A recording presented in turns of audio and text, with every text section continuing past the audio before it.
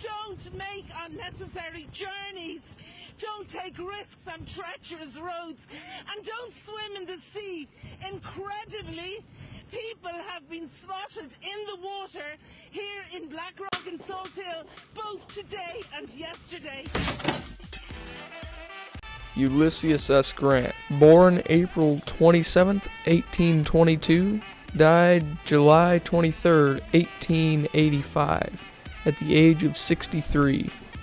Ulysses was the commanding general of the Union Army during the Civil War.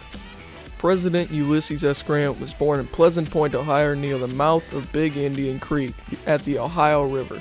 His famous moniker, U.S. Grant, came after he joined the military. He was the first son of Jesse Root Grant, a tanner and businessman, and Hannah Simpson Grant. A year after Grant was born, his family moved to Georgetown, Ohio, and they had what they described as an uneventful childhood. He did, however, show great aptitude as a horseman in his youth. Grant was not a standout in his youth. Shy and reserved, he took after his mother rather than his outgoing father. He hated the idea of working in his father's tannery business, a fact that his father acknowledged.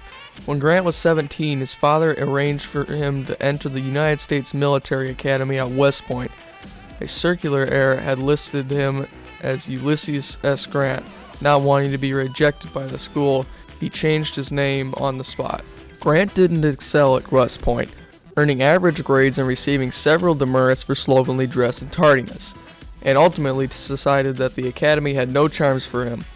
He did well in mathematics and geology and excelled in horsemanship.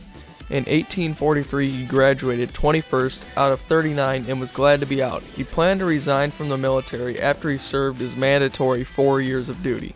Grant's children included Friedrich Dent Grant, Ulysses Grant Jr., Neely Grant, and Jesse Root Grant. Now, as we all know, Grant was the general of the Union military and later became President of the United States of America. Grant contributed to his country by leading the Union Army during the Civil War. During the Civil War, Grant was the only Union general who could equal the Southern General Robert E. Lee. Grant's great-grandfather fought in the French and Indian War, and his grandfather served in the American Revolution at Bunker Hill. The presidency of Ulysses S. Grant began during the turbulent Reconstruction period following the American Civil War. Grant was elected the 18th President of the United States in 1868 and was re-elected in the office in 1872, serving from March 4, 1869 to March 4, 1877. Grant was a Republican, and his main supporters were the radical and stalwart fractions. The United States was at peace, and the world thought the era was great.